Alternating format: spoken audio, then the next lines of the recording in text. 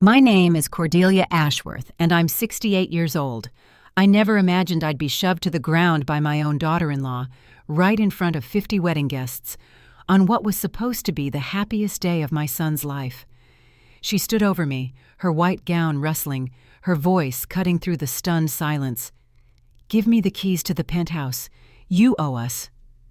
And my son Garrett, the boy I'd sacrificed everything for, the man I'd quietly bankrupted myself to support, just stood there, frozen, silent, like I was a stranger bleeding on the floor. I got up slowly, brushed off my dress, walked out without a word. Then I made one phone call. 1 hour later, a man in a three-piece suit walked into that reception carrying a black leather briefcase. And when Sloan saw who it was, when she recognized the most feared estate attorney in Boston, she started screaming. Because she had no idea who I really was. None of them did. Before I tell you what happened next, please take a moment to like and subscribe, but only if you truly enjoy this story. And tell me in the comments, where are you watching from right now, and what time is it there? Now, to understand why I made that call, I need to take you back to the beginning. The evening before the wedding, I stood alone in my penthouse, watching the sun sink into Boston Harbor. 22 floors up, the city sparkled like scattered diamonds, and the autumn sky burned orange and gold over the water. $4.2 million.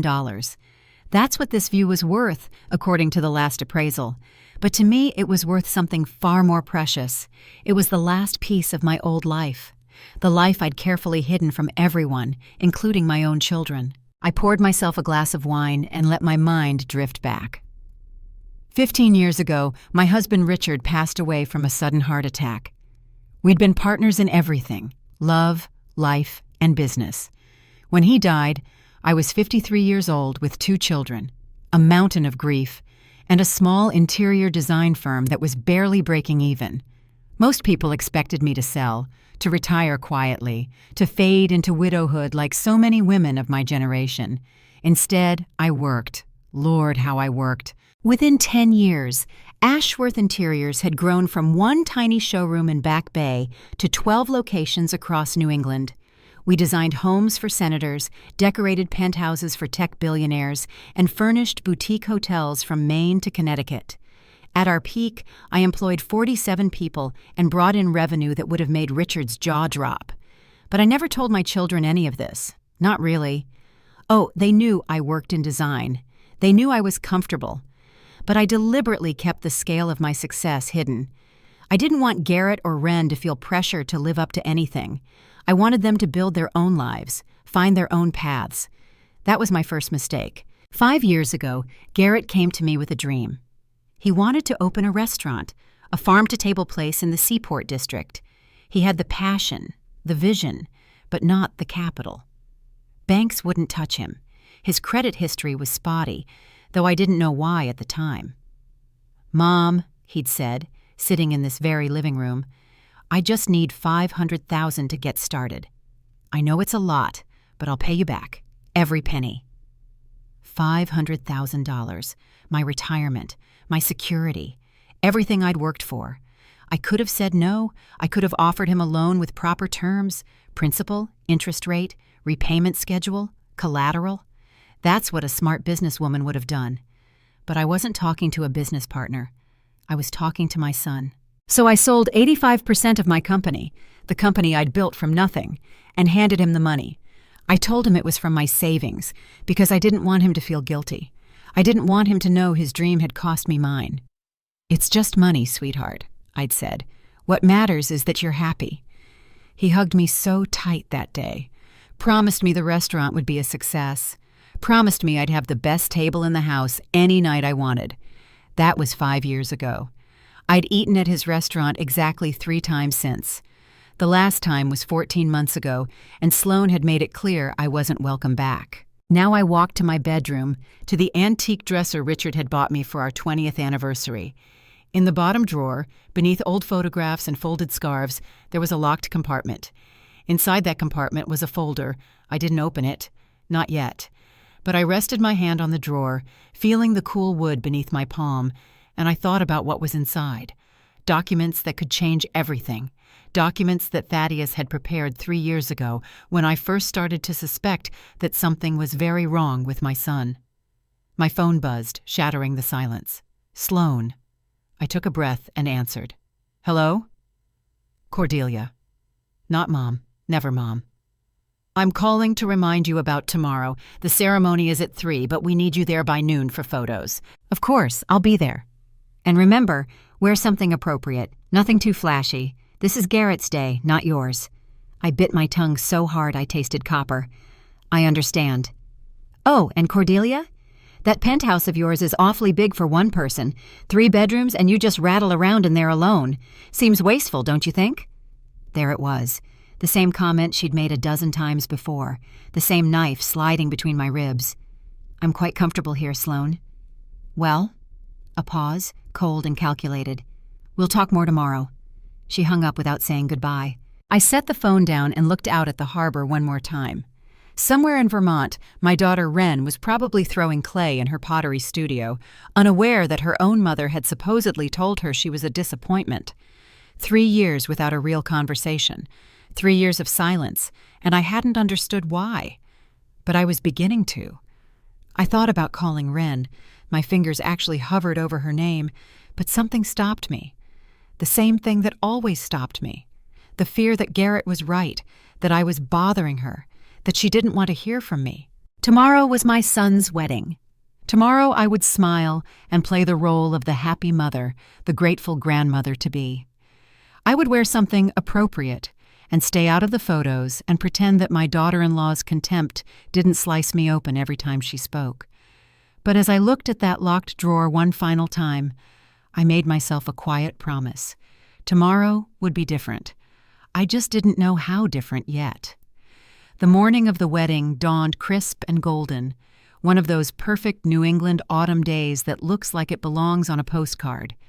I arrived at the Harbor View Pavilion at 11:45, 15 minutes early, wearing a modest navy dress that I'd specifically chosen to avoid any accusation of stealing the spotlight. The venue was stunning, floor-to-ceiling windows overlooking the water, white roses cascading from every surface, crystal chandeliers catching the morning light. It must have cost a fortune. I didn't want to think about whose fortune. Cordelia, over here! I turned to find Sloan's wedding planner, a harried young woman named Brittany, waving me toward a corner near the service entrance. Mrs. Ashworth, we need to go over the timeline.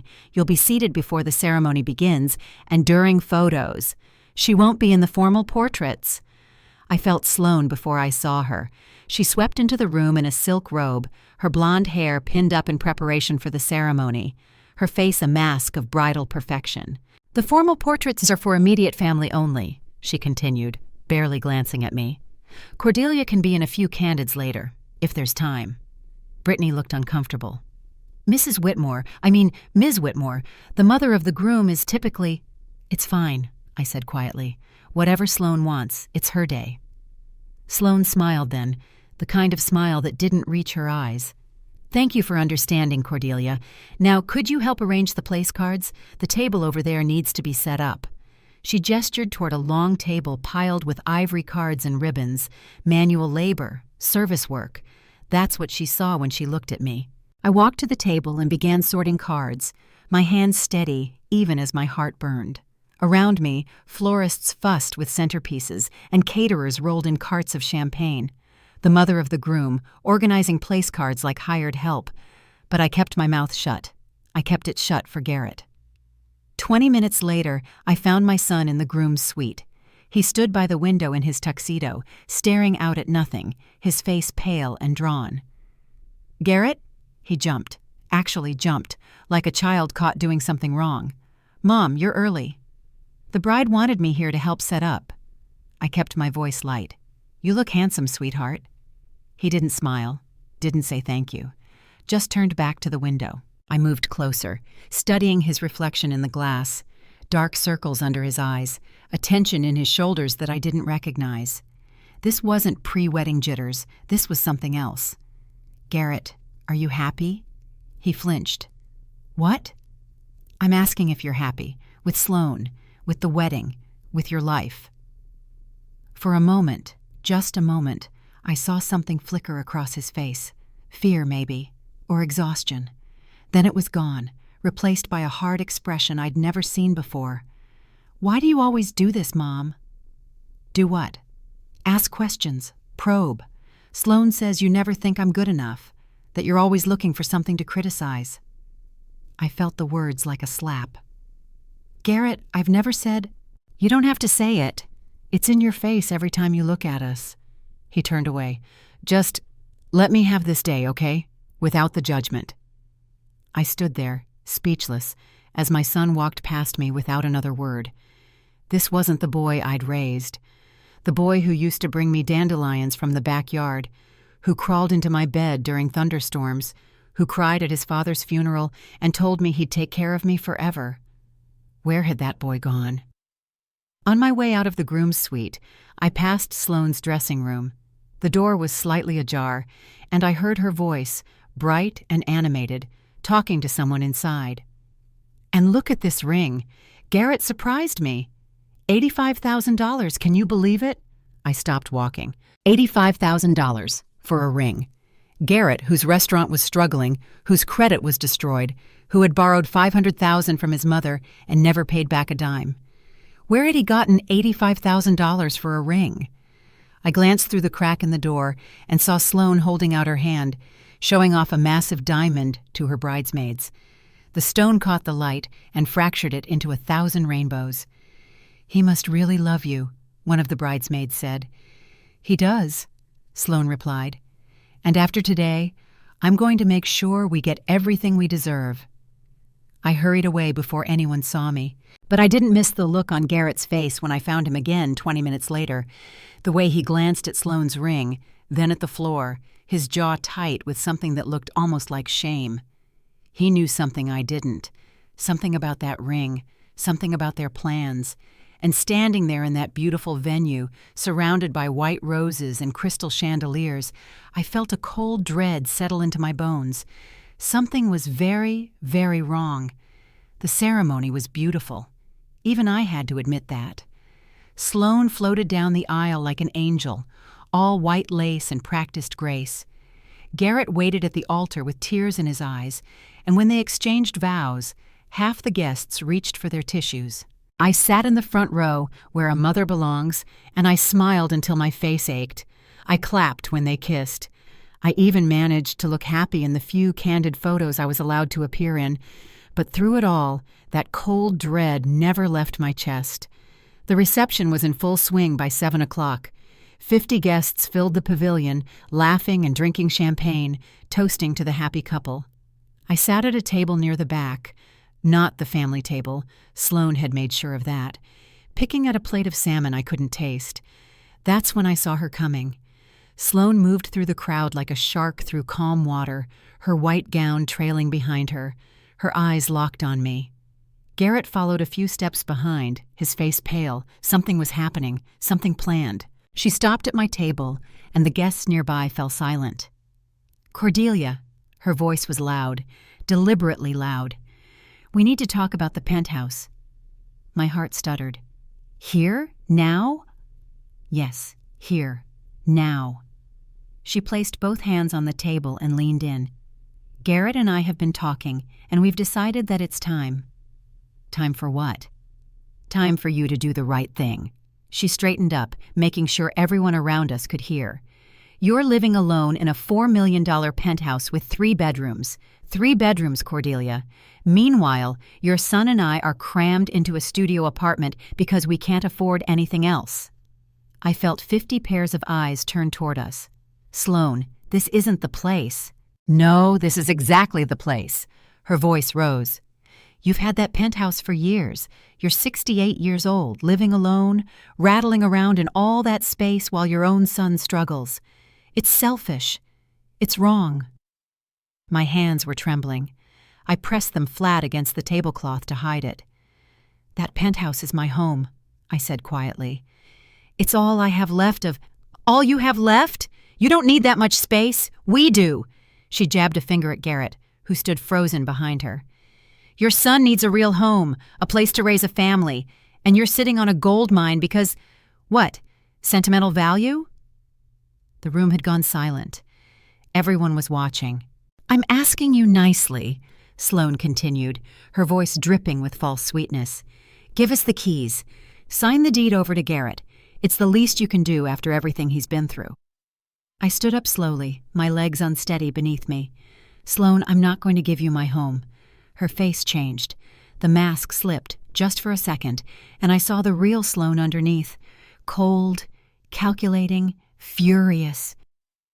"Excuse me?" I said no. My voice was stronger now. "That penthouse is mine. I've worked my entire life for it, and I'm not signing it over to anyone." "You selfish old—" "Sloane." Garrett's voice was barely a whisper. "Maybe we should—" "Shut up, Garrett." She didn't even look at him. Her eyes stayed locked on mine, blazing with fury. "You owe us," she hissed. "You owe your son. After everything you put him through, the least you can do is—" "I owe you nothing." The words came out before I could stop them. Calm, clear, final. And then Sloane's hands hit my chest. The push came so fast I didn't have time to brace myself. One moment I was standing, the next I was falling backward, my hip cracking against the edge of a chair, my knee slamming into the polished floor. Pain exploded through my body. Gasps echoed through the room. Someone screamed. I lay there stunned, staring up at the crystal chandeliers as they blurred and sharpened above me. And then I turned my head and looked at my son. Garrett stood 3 feet away, close enough to have caught me, close enough to have stopped her. He hadn't moved, hadn't said a word. He just stood there, staring at the floor, his shoulders hunched like a child waiting for punishment. That's when I understood. This wasn't about the penthouse. This wasn't about money or real estate or family. This was about power. Sloane's power. Over Garrett. Over me. Over everything. And my son had chosen her. I got up slowly. My knee screamed in protest. My hip throbbed with each movement. But I stood. I smoothed my dress. I looked at Sloane, then at Garrett, then at the 50 silent faces watching us. No one helped me. No one said a word. "Excuse me," I said, my voice steady despite the pain. "I need some air." I walked out of that reception hall with my head high and my heart shattered into 1,000 pieces. Outside, the autumn air bit at my cheeks. My hands shook as I reached into my clutch and pulled out my phone. I dialed the number I knew by heart. "Thaddeus, it's Cordelia." My voice cracked. "I need you, now. Bring everything." A pause. Then his voice, calm and sure. "I'm on my way." I hung up and leaned against the cold stone wall, staring up at the evening sky. 1 hour. That's all it would take. And then Sloane would learn exactly who she'd just pushed to the ground. I waited in the garden behind the pavilion, where the cold October wind whipped through the ornamental hedges and scattered fallen leaves across the stone pathway. My knee throbbed, my hip ached, but the physical pain was nothing compared to the wound in my chest, the image of Garrett standing frozen while his mother lay on the floor. 57 minutes. That's how long it took for Thaddeus Mercer to arrive. I heard his footsteps before I saw him, the confident, measured stride of a man who had spent 40 years walking into courtrooms and walking out victorious. Then he appeared around the corner of the building, 62 years old, silver hair swept back from a weathered face, wearing a charcoal 3-piece suit that probably cost more than most people's monthly rent. And in his hand, a black leather briefcase. "Cordelia." He stopped in front of me, his eyes scanning my face with quiet concern. "Are you hurt?" "Nothing that won't heal." "I saw the venue from the parking lot.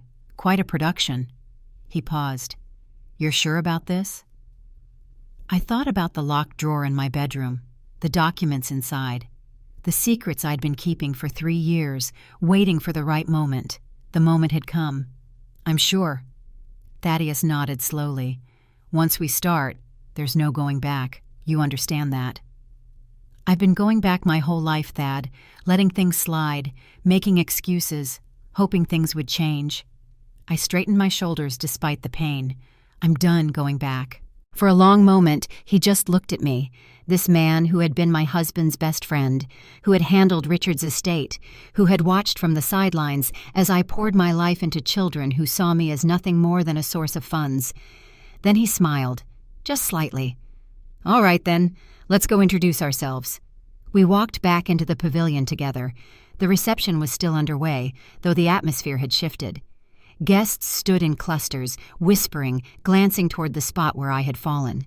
Sloane was holding court near the head table, gesturing dramatically, probably spinning some story about her crazy mother-in-law. But when the doors opened and Thaddeus Mercer walked in, the whispers stopped. I watched recognition ripple through the room like a wave. Boston's elite knew Thaddeus. Everyone knew Thaddeus.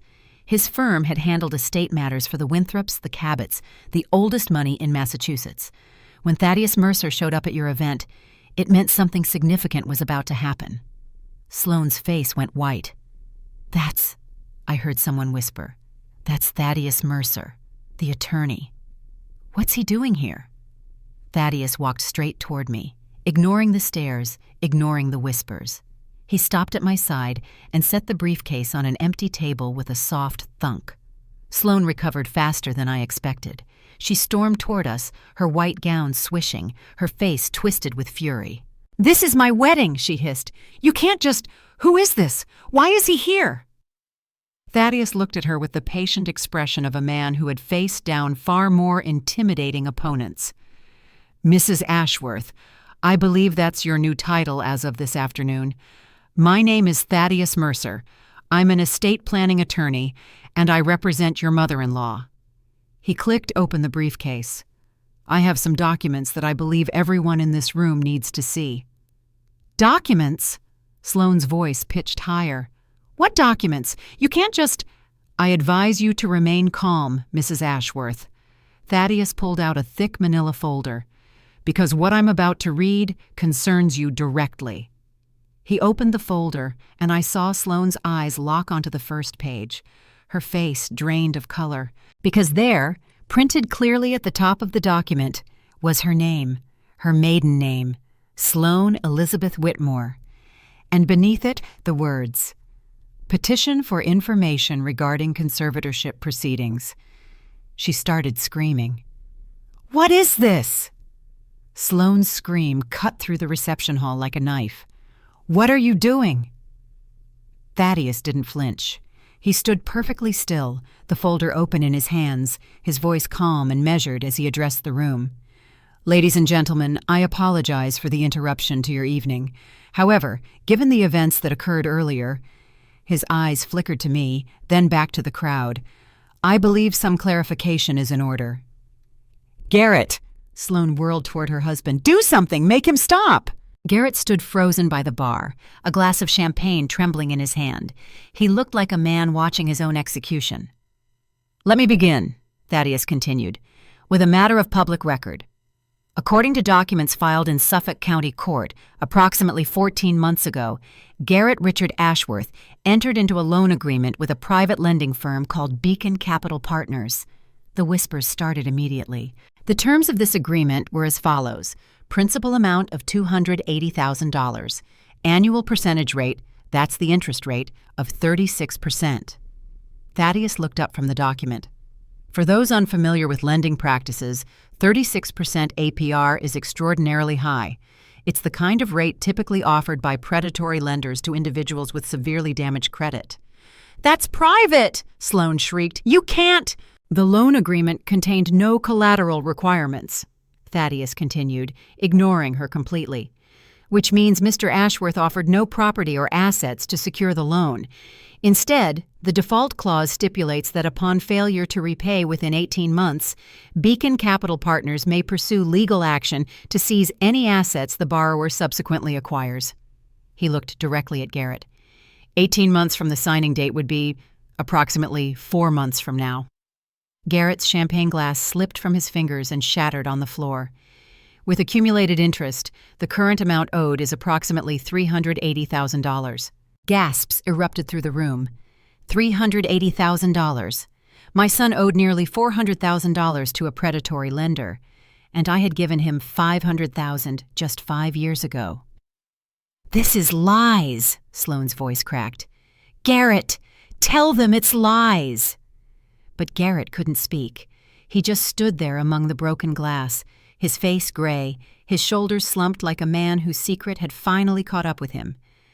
"I have additional documentation." Thaddeus reached into his briefcase and produced a stack of printed papers. Text messages between Mr. Ashworth and Mrs. Ashworth, recovered from a device submitted during a preliminary legal consultation. He held up the first page. Message from Sloane Whitmore to Garrett Ashworth, dated March 15th of this year. "Just take out another loan. Your mother will pay it off eventually. She always does." Sloane lunged for the papers. Thaddeus stepped smoothly aside. Message from Sloane Whitmore to Garrett Ashworth, dated June 2nd. "The ring has to be at least $75,000. I don't care where you get the money. Figure it out." "Those are private." Message from Garrett Ashworth to Sloane Whitmore, dated June 5th. "I found a lender who'll do $85K. APR is insane, but we can pay it back after the wedding when Mom gives us the penthouse." The room went dead silent. I turned to look at my son, the man I had sacrificed everything for, the man I had sold my company for, the man who had stood silent while his wife pushed me to the ground. "You were counting on me," I said quietly, "to pay for your gambling debts, to pay for her ring, to hand over my home so you could sell it and clear your balance." Garrett finally looked up. His eyes were red, his voice barely a whisper. "Mom, Did you ever intend to pay back the $500,000 I gave you 5 years ago?" He didn't answer. He didn't have to. From somewhere in the crowd, a woman's voice rang out. Sloane's mother, I realized, a thin woman in beige who I'd met only twice before. "Sloane, you told me that ring was a gift. You told me Garrett bought it with his savings." Sloane spun toward her mother. "Mom, I can explain. $380,000 in debt? And you're demanding this woman's home?" The mask was cracking. I could see it in Sloane's eyes, the dawning realization that her carefully constructed narrative was falling apart in front of everyone she'd ever tried to impress. But Thaddeus wasn't finished. "The debt," he said calmly, "is only the beginning. I know what you're probably thinking right now. How could a mother not know her son was nearly $400,000 in debt? How could I have missed all the signs? Trust me, I asked myself that question every night after this happened. But the story isn't over yet, not even close. If you're still with me, if you're feeling that same knot in your stomach that I felt standing in that reception hall, please take a moment to hit that like button. Let me know you're here. And tell me in the comments, have you ever been used by someone you trusted completely? Because what Thaddeus revealed next, that was the part that nearly broke me. Thaddeus reached into his briefcase again and withdrew a second folder, this one thinner, but somehow more menacing. 6 months ago, he began, my office received a rather unusual inquiry from a colleague in real estate law. A young woman had contacted him seeking information about property transfers involving elderly relatives. Sloane's face went from pale to ghostly. The young woman wanted to know how one might add their name to a property deed without the owner's active consent. My colleague, recognizing the ethical concerns, declined to assist, but he kept records of the correspondence. He opened the folder and held up a printed email. From Sloane Whitmore to Attorney Daniel Kovac, dated May 3rd. I need information on adding a family member to property owned by my mother-in-law. She's 68 and lives alone. What are our options if she's resistant to the idea? I was just asking questions. Sloane's voice had turned shrill. That's not a crime. No, it isn't. Thaddeus nodded agreeably. Asking questions is perfectly legal, but the questions you asked reveal a very specific intention. He flipped to another page. Attorney Kovac's response explained that adding a name to a deed requires the owner's signature and consent.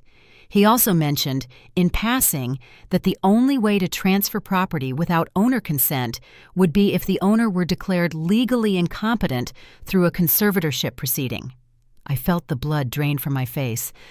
A conservatorship, Thaddeus explained for the benefit of the guests, is a legal arrangement where a court appoints someone to manage the affairs of a person who cannot manage them themselves.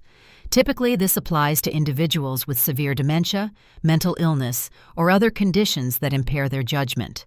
He turned to look directly at Sloane. Your follow-up email to Attorney Kovac, dated May 10th. What would be required to establish that an elderly person is no longer capable of managing their own finances? My mother-in-law sometimes forgets things, and we're concerned about her well-being. That's taken out of context, Sloane screamed. Is it?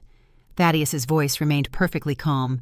Because your final email in this exchange, dated May 15th, asked specifically about the timeline for conservatorship proceedings and whether the conservator would have authority to sell property. The crowd erupted in murmurs. I heard words like unbelievable and disgusting floating through the noise. You were planning to have me declared incompetent, I said. My voice sounded strange to my own ears, distant, hollow. So you could take my home. Sloane pointed a shaking finger at me. You're old. You live alone. Someone needs to look after you. And since you won't do the right thing and give us what we deserve... What you deserve? I stepped forward, ignoring the pain in my hip. I gave my son $500,000. I asked for nothing in return. And your response was to plot to have me declared mentally unfit so you could steal my home? We weren't stealing. We were protecting you. By shoving me to the floor in front of 50 witnesses? Sloane opened her mouth, then closed it. For the first time all evening, she had nothing to say. I want everyone in this room to understand something, Thaddeus said, his voice cutting through the chaos. What Mrs. Sloane Ashworth attempted to research, filing for conservatorship over a competent adult for the purpose of seizing their assets, is not just unethical. In Massachusetts, filing a fraudulent conservatorship petition constitutes elder abuse and is punishable by up to 5 years in prison. Sloane swayed on her feet. Of course, no petition was ever filed, Thaddeus continued, but the intent was clear, the planning was documented, and should Mrs. Cordelia Ashworth wish to pursue legal action... He let the sentence hang in the air. I looked at my daughter-in-law, this woman who had smiled at me over Sunday dinners, who had hugged me at holidays, who had called me Mom exactly 0 times in 3 years of knowing her. She had never seen me as family. She had seen me as an obstacle, a target, a means to an end, and my son had let her. There's more, I said quietly. Isn't there, Thad? He nodded. One more document, perhaps the most important one. He reached into the briefcase a final time, and I watched Sloane's composure shatter completely. Thaddeus held up a thin stack of papers, and even from where I stood, I could see they were screenshots of text messages. 3 years ago, he said, Mrs. Cordelia Ashworth gave her old iPad to her son Garrett, a generous gift intended to help him manage the restaurant business. I remembered that day. Garrett had been so grateful. He'd hugged me and promised to put it to good use. What Mrs. Ashworth did not realize was that her iCloud account remained logged in on the device. This meant that any messages sent from the iPad would appear to come from her phone number. A sick feeling began to crawl through my stomach. Over the past 3 years, messages were sent from that device to Wren Ashworth, Cordelia's daughter, that appeared to originate from Cordelia herself. He held up the first screenshot. Message dated January 12th, 3 years ago. Wren, I think it's best if we take some space. You've made choices I don't agree with, and I need time to process. My legs nearly buckled. I had never sent that message. I had never even thought those words. Message dated March 5th, same year. Please stop calling. I've made my feelings clear. Your brother has always been more responsible, and I don't have the energy for your drama. No, I whispered. No, no, no. Message dated August 20th. I'm disappointed in you, Wren. You chose art over a real career, and now you want money for some pottery studio? I think we need to stop talking for a while. I grabbed the edge of a table to keep from falling. My daughter. My sweet, creative, passionate daughter. For 3 years she had believed I was ashamed of her, that I had rejected her, that I thought her brother was better than her. And all because Garrett had typed lies into an old iPad. Why? The word came out as a sob. Garrett, why? My son stood in the wreckage of his reception, surrounded by shattered glass and shocked faces, and for the first time all evening, he actually looked at me. "Because she was going to ask you for money," he said. His voice was hollow. "50,000 for her studio, and I needed you to keep focusing on me, on us. You stole my daughter from me for $50,000? Mom, I didn't mean for it to go on this long. I just thought, 3 years!" I was screaming now. I couldn't help it. 3 years I thought Ren hated me. 3 years I cried myself to sleep wondering what I did wrong. And you sat across from me at Thanksgiving and watched me check my phone, hoping for a message from her, knowing that you were the reason she never called. Garrett's face crumpled. "I'm sorry. I'm so sorry." "Sorry?" I laughed, a broken, terrible sound. "You're sorry? You let your wife push me to the ground. You let her try to steal my home. You stole my daughter from me. And you're sorry?" "Cordelia," Thaddeus's voice was gentle but firm. "There's someone outside who would like to see you." I froze. Through the glass doors of the pavilion, I could see a figure standing in the October darkness. A young woman with short, dark hair, wrapped in a wool coat, her face illuminated by the lights from inside. Ren. "She got on a plane the moment I called her," Thaddeus said quietly. "She knows everything now, about the iPad, about the messages, about the truth." I couldn't move, couldn't breathe. Then Ren opened the door and stepped inside, her eyes scanning the room until they found mine. "Mom?" That one word broke something open in my chest. 3 years of grief and confusion and loneliness, all of it released in a single syllable. I don't remember crossing the room. I don't remember pushing past the guests or ignoring the pain in my hip. All I remember is the feeling of my daughter in my arms, both of us crying, both of us holding on like we might never let go. "I thought you hated me," she whispered into my shoulder. "All this time I thought—" "Never." I pulled back to look at her face, my daughter's face, so like my own. "I could never hate you, never." Over Ren's shoulder I saw Garrett watching us, and for just a moment I thought I saw something like shame in his eyes. Good. Ren held my face in her hands, studying me like she was trying to memorize every line and wrinkle. "When Thaddeus called me," she said, her voice thick with tears, "I didn't believe him at first. I thought it was some kind of trick. But then he sent me the screenshots, the real messages, the ones from Garrett's device. And I—" She couldn't finish. She didn't have to. "I never stopped loving you," I said. "Not for 1 second. Every day I thought about calling you, but Garrett kept saying you needed space, that you were angry with me, that I was being too pushy. He told me the same thing about you." Ren's expression hardened. "Every time I tried to reach out, he'd say you were going through something and didn't want to talk. He made it seem like he was protecting both of us." "He was protecting himself," I said quietly, "and his money." Ren turned toward her brother. Garrett stood alone now. Sloane had retreated to a corner, surrounded by her bridesmaids, her wedding makeup smeared with tears and fury. "How could you?" Ren's voice was low and deadly. "How could you do this to us?" Garrett spread his hands helplessly. "You don't understand the pressure I was under. The restaurant was failing. The debts were piling up. Sloane kept saying we needed more. So you destroyed our family? You made Mom think her own daughter had abandoned her? Do you have any idea what that did to her?" "I was going to fix it," Garrett's voice cracked. "After the wedding, after we got the penthouse, I was going to explain everything and bring you both back together." "After you got the penthouse?" Ren laughed bitterly. "Of course, always about what you could get." She stepped closer to him, her small frame somehow formidable in that moment. "I spent 3 years in therapy because I thought my mother didn't love me. 3 years wondering what was wrong with me, why I wasn't good enough, and the whole time, it was you." "Ren, please, don't." She held up a hand. "Don't you dare ask me for forgiveness right now. You haven't earned it." She turned back to me, her expression softening. "Mom, what do you want to do? Whatever you decide, I'm with you." I looked around the reception hall. at the 50 guests standing in awkward clusters, at the beautiful flowers and expensive champagne, at the wreckage of what was supposed to be a celebration of love. Then I looked at Sloane, who was furiously typing on her phone, probably calling a lawyer of her own.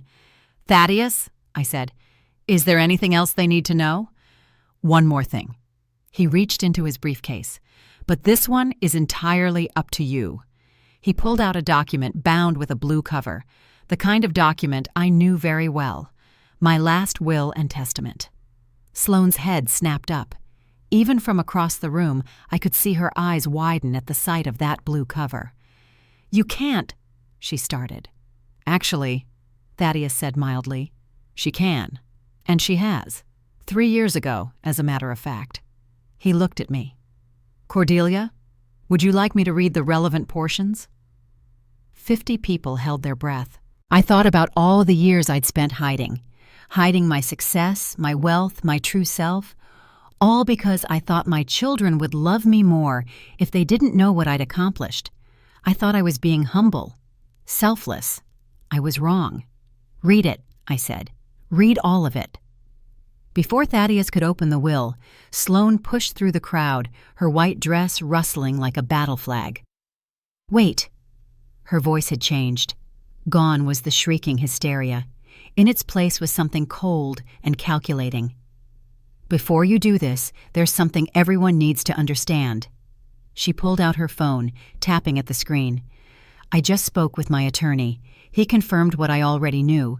We have legal recourse here." "Sloane," Garrett said weakly, "maybe we should—" "Shut up." She didn't even glance at him. "Cordelia has made promises to Garrett, verbal promises in front of witnesses. She told him she would always take care of him. She said he would never have to worry as long as she was alive." I felt a chill run down my spine. "In legal terms," Sloane continued, her voice gaining confidence, "that's called promissory estoppel. When someone makes a promise that another person relies on, and that person takes actions based on that promise, the promise becomes enforceable. Garrett built his life around Cordelia's promise to support him. We have witnesses. We have a case."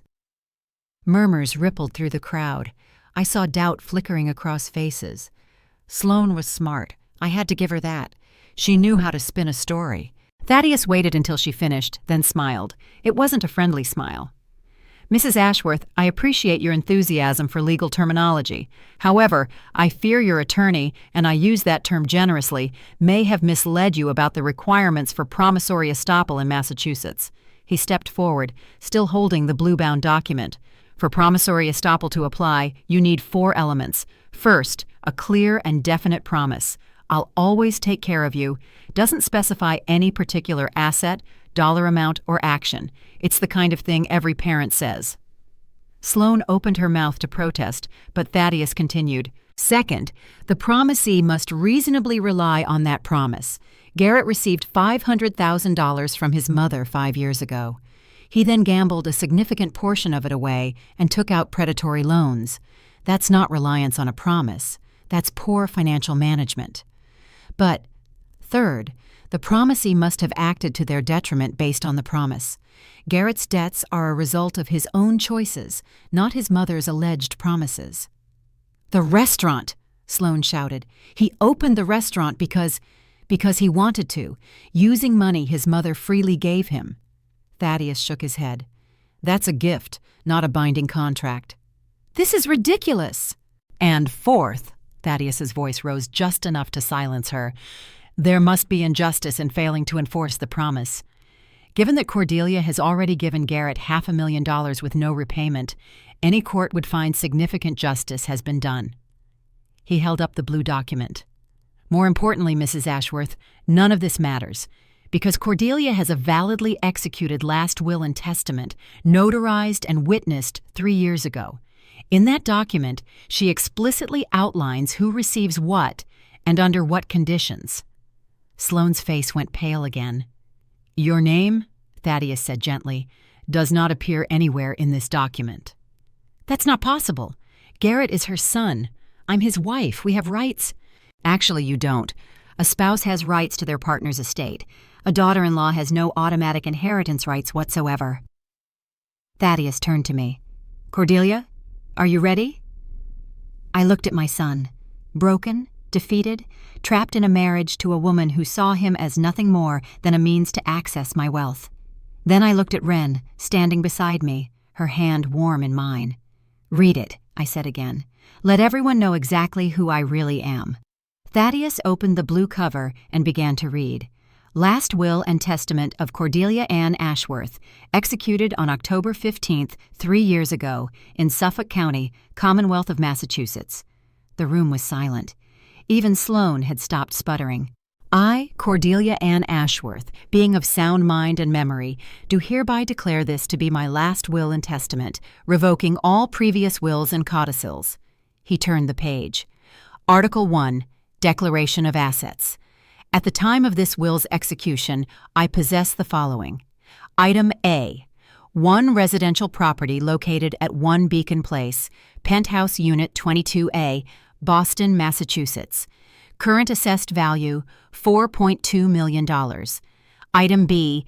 A 15% ownership stake in Ashworth Interiors, LLC, retained following the sale of 85% of said company in 2019. Current estimated value, $1.8 million. Item C. Various investment and savings accounts held at Fidelity, Vanguard, and Bank of America, with combined value of approximately $2.1 million. Item D. A life insurance policy with MetLife in the amount of $500,000. Thaddeus looked up from the document. Total estimated estate value at the time of this reading, approximately $8.6 million. The gasps were audible. I heard chairs scraping, people standing to get a better look, whispers spreading like wildfire. $8 million, someone said. I thought she was just a retired decorator. Garrett's face had gone from gray to white. He stared at me like he'd never seen me before. Mom, you have $8 million? I had more, I said quietly, before I sold most of my company to give you $500,000 for your restaurant. You said it was savings. You said it was your retirement fund. I lied, because I didn't want you to feel obligated. I didn't want you to think you had to repay me or live up to anything. I felt tears prick at my eyes. I wanted you to be free to build your own life. But $8 million?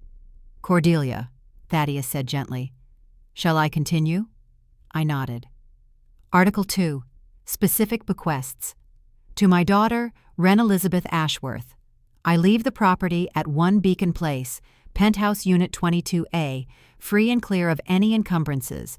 I also leave to Wren 40% of all remaining liquid assets after debts and taxes. To my son, Garrett Richard Ashworth, I leave 30% of all remaining liquid assets to be held in trust and distributed only upon documented completion of a certified gambling addiction recovery program. Until such completion, these funds shall remain in trust, administered by Thaddeus Mercer or his designated successor. I heard Sloane's sharp intake of breath. To various charitable organizations listed in Appendix A of this document, I leave the remaining 30% of liquid assets to be distributed according to the schedule outlined therein. Thaddeus closed that page and looked directly at Sloane. There is no provision in this will for any spouse, partner, or in-law of either of my children. Any individual who marries into my family after the execution of this will has no claim on any portion of my estate. Sloane's face contorted with rage. That's not fair. Garrett is your son. What's his should be ours. Actually, Thaddeus said calmly, inheritance law in Massachusetts is quite clear. A testator, that's the person making the will, has complete discretion over how their assets are distributed. Cordelia could leave everything to a cat sanctuary if she wished. She has chosen to provide for her children with conditions she deems appropriate. The conditions aren't appropriate. A gambling recovery program? That could take years. Then I suggest your husband begin immediately. I stepped forward, facing Sloane directly. You came into my family and you saw dollar signs. You pushed me to the floor and demanded my home. You tried to have me declared mentally incompetent so you could steal what I spent a lifetime building. My voice was steady now, strong. But here's what you didn't know, Sloane. I was never the helpless old widow you thought I was. I built a company from nothing. I raised 2 children alone. I survived losing my husband and my business, and now, apparently, my son. I straightened my shoulders. I am not someone you can push around. Not anymore. Sloane opened her mouth to respond, and that's when Thaddeus held up one more document. There's one more thing, a codicil, added 6 months ago. The room went deathly silent. Thaddeus held up the single-page document. A codicil, which is a legal addition to an existing will. This codicil was executed 6 months ago, after I became aware of certain concerning communications regarding Mrs. Ashworth's estate. He began to read. Codicil to the last will and testament of Cordelia Ann Ashworth. I hereby add the following provision. In the event that my son Garrett Richard Ashworth, or any spouse or partner of said son, engages in any of the following behaviors, attempting to coerce or pressure me into transferring assets, filing or threatening to file for conservatorship over my person, or causing me physical harm, the trust provisions outlined for Garrett in Article 2 shall be immediately voided, and his entire share shall be transferred to my daughter, Wren Elizabeth Ashworth. Sloane's scream could have shattered glass. You planned this! You set us up! I prepared for a possibility I hoped would never materialize, I said.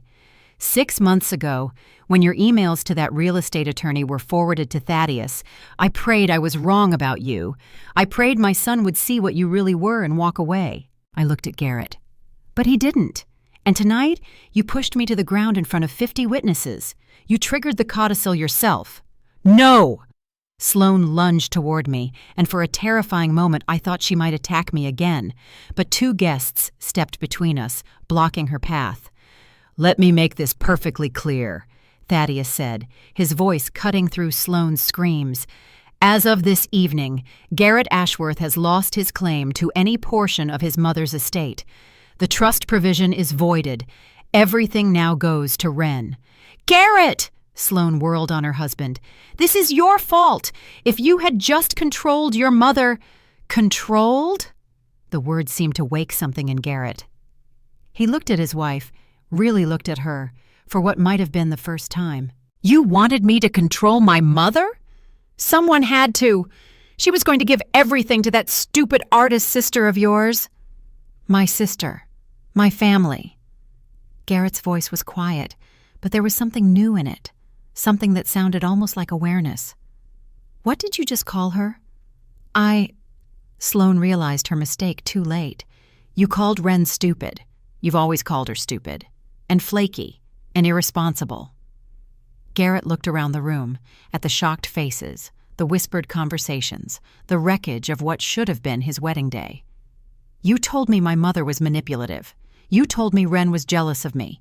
You told me everyone in my family was toxic, except you. Because it's true. Is it? Garrett turned to me. His eyes were red, his voice breaking. Mom, you really sold your company for me? 85% of it, for $500,000. Because you were my son, and you had a dream, and I wanted to help you achieve it. And he couldn't finish. You gambled most of it away. You let your wife plan to steal my home. You cut me off from your sister for 3 years. I stepped closer to him. But you also stood there tonight and did nothing while I lay on the floor. That's the part I don't know if I can forgive. Garrett crumpled into a chair, his head in his hands. Sloane stared at him, waiting for him to defend her, to fight back, to do something. He didn't move. 2 security guards appeared at the edge of the reception hall. Mrs. Ashworth, one of them said, looking at Sloane, we've received reports of a disturbance. We need to ask you to leave the premises. Sloane's mascara was running. Her perfect hair was falling loose. Her white dress was wrinkled and stained. You haven't heard the last of me, she hissed at me as the guards approached. Actually, Thaddeus said mildly, I suspect we have. They escorted her out, and I stood there in the ruins of my son's wedding, finally able to breathe. Do you know what that feeling is like, when you finally stop protecting people who don't deserve protection? I stood in that reception hall, watching my daughter-in-law being escorted out, and I felt something I hadn't experienced in years. Freedom. If you've ever had to set a boundary with someone you loved, someone who took advantage of your kindness, then you know exactly what I'm talking about. If this story resonates with you, please share it with someone who might need to hear it. And stay with me a little longer, because the story of me and Garrett, it wasn't quite over yet. The guests drifted away in awkward clusters, collecting coats and exchanging bewildered glances. Within an hour, the beautiful reception hall, with its white roses and crystal chandeliers, stood nearly empty. Wren had gone to speak with Thaddeus in the corner, leaving me alone with my thoughts, and with Garrett. He hadn't moved from the chair where he'd collapsed. His tuxedo jacket lay discarded on the floor. His bow tie hung loose around his neck. He looked, I realized, like a man who had just watched his entire life fall apart. I should have walked away. Part of me wanted to. Part of me wanted to go home to my penthouse, pour a glass of wine, and pretend I'd never had a son. But I've never been very good at walking away from my children. I pulled up a chair and sat down next to him. Neither of us spoke for a long time. Finally, he lifted his head. "You must hate me." "I don't hate you." I was surprised to find it was true. "I'm disappointed. I'm hurt. I'm angry. But I don't hate you." "How?" His voice cracked. "After everything I did? Mom, I stole Wren from you. I stood there while Sloan—" He couldn't finish. "I know what you did. I know all of it now." "Then how can you not hate me?" I thought about the question. Really thought about it. Because hating you wouldn't change anything. It wouldn't give me back the 3 years with Wren. It wouldn't undo the money you lost. It wouldn't fix any of it. I paused. And because you're still my son. Even when I'm furious with you, you're still my son. Garrett broke down completely then, sobbing, his shoulders shaking, tears streaming down his face. "I was so scared, Mom. The debts kept piling up, and Sloan kept saying we needed more money, and I didn't know what to do. I thought if I could just get the penthouse, I could sell it and pay everything off and start over. With my home. With the home I built. I know. It was wrong. All of it was wrong." He looked up at me with red-rimmed eyes. "Is there any way? Can I ever make this right?" I reached out and took his hand. It was shaking. "You saw the condition in the will, the gambling recovery program." He nodded. "That's not just about money, Garrett. That's about you getting help. Real help. For whatever is broken inside you that made you think lying and stealing from your family was acceptable. I don't know if I can do it." "Then you won't get your inheritance. That's the choice." He was quiet for a moment. "And us? You and me?" I withdrew my hand and stood up. "I don't know, sweetheart. I honestly don't know. You've hurt me in ways I'm still trying to understand, but I'm not closing the door. I'm leaving it open a crack." "What does that mean?" "It means you have work to do. A lot of work. And I can't do it for you." I picked up my purse, wincing at the pain in my hip. "When you're ready, when you've actually made changes, not just talked about them, you can call me. Until then, I think we both need some space." I walked toward the exit where Wren was waiting. "Mom?" I turned back. Garrett stood alone in the empty reception hall, surrounded by wilting flowers and abandoned champagne glasses. "I'm sorry. I'm so sorry." "I know you are." I held his gaze for a long moment. "Now show me." Then I walked out into the cold October night, my daughter's hand in mine, and I didn't look back. 3 months later, I stood in Wren's pottery studio in Vermont, my hands covered in wet clay, laughing harder than I had in years. "Mom, you're supposed to center it on the wheel first." "I'm trying. It keeps wobbling." "That's because you're fighting it. Let the clay guide you." I looked up at my daughter. Her short, dark hair pulled back with a bandana, her apron splattered with a dozen different glazes, her face bright with the kind of joy that comes from doing what you love. This was what I'd been missing for 3 years. Not just my daughter, but this feeling of being present, of being wanted, of being loved without conditions or calculations. "You know," Wren said, sitting down at the wheel next to mine, "when I first started pottery, I was terrible, like embarrassingly terrible. But there's something about working with clay that teaches you patience." "Patience has never been my strong suit." "I know. That's why I thought it might be good for you." She smiled. You spent so many years building things for everyone else. Maybe it's time to build something just for yourself. I looked down at my lumpy, lopsided attempt at a bowl. It was objectively awful. And somehow I loved it. Can I ask you something, Mom? Anything. Do you regret it? Giving Garrett all that money? Selling the company? I thought about it. Really thought about it. I regret not setting boundaries sooner. I regret letting him believe that my love meant unlimited support with no accountability. I shaped the clay slowly, trying to find its center. But do I regret trying to help my son? No. That's what parents do. We try. Even when they don't deserve it? Especially then, although I looked up at her. I'm learning that trying to help doesn't mean sacrificing yourself. There's a difference between being generous and being a doormat. Ren laughed. I wish I'd known that version of you when I was a teenager. Me too, sweetheart. Me too. My phone buzzed on the work table. I glanced at the screen. A message from Thaddeus. Thought you'd want to know. Garrett checked into Riverside Recovery Center 2 weeks ago. Still there. Ren saw me looking at the phone. News about Garrett? He's in a treatment program, 2 weeks so far. She was quiet for a moment. Are you going to respond? I wiped my hands on a towel and set the phone down. Not yet. He needs to do this for himself, not for me. I turned back to the pottery wheel. If he finishes the program, really finishes it, then maybe we'll talk. But I'm not chasing him anymore. That must be hard. It is. I felt the familiar ache in my chest, the mother's ache that never quite goes away, no matter how old your children get.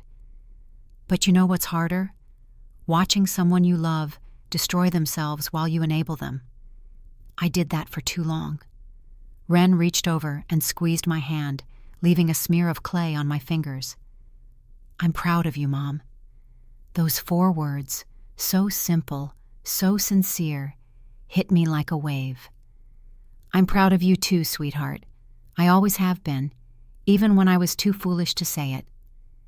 We sat there in the afternoon light, mother and daughter, working with clay and silence and the slowly healing wounds of years lost and finally found again. Outside the studio window, Vermont blazed with autumn color, and for the first time in longer than I could remember, I felt something I'd almost forgotten was possible. Peace. If you'd asked me 6 months ago what being a good mother meant, I would have told you it meant sacrifice, giving everything, putting yourself last, loving without limits. I was wrong. Being a good mother means teaching your children that there are limits by having limits yourself. It means showing them what self-respect looks like. It means loving them enough to let them face the consequences of their choices, even when it breaks your heart to watch. Sloan filed for divorce 2 weeks after the wedding. I hear she's back in Connecticut, living with her parents, looking for her next opportunity. I wish her well, in the abstract sense. I also hope I never see her again. Garrett is still in recovery, 6 weeks now. He hasn't called me, and I haven't called him. But Thaddeus tells me he's doing the work, showing up to sessions, being honest about what he did and why. Maybe one day he'll find his way back to me. Maybe he won't. That's not my decision to make anymore. As for me, I spend my mornings making pottery with my daughter, my afternoons reading by the fire in her little Vermont farmhouse, my evenings cooking simple meals and laughing about nothing. I'm 68 years old. I have more money than I'll ever need, and a penthouse I haven't visited in months. But here, in this tiny studio with clay under my fingernails and my daughter's voice in my ears, I finally understand what I was missing all those years. I was so busy loving everyone else that I forgot to love myself. Not anymore. So here's my question for you. The same question I had to answer that night in the reception hall. If someone you loved pushed you down, literally or figuratively, and demanded you give them everything you'd worked for, what would you do? Forgive them. Keep the peace. Family is family. Or walk away completely. Some bridges need to burn. Tell me in the comments. I want to hear your story. And if you know someone who's being taken advantage of by the people who should love them most, share this with them. Sometimes we all need a reminder that it's okay to say no. Loving someone doesn't mean letting them walk all over you. Thank you for staying with me until the end. Until next time.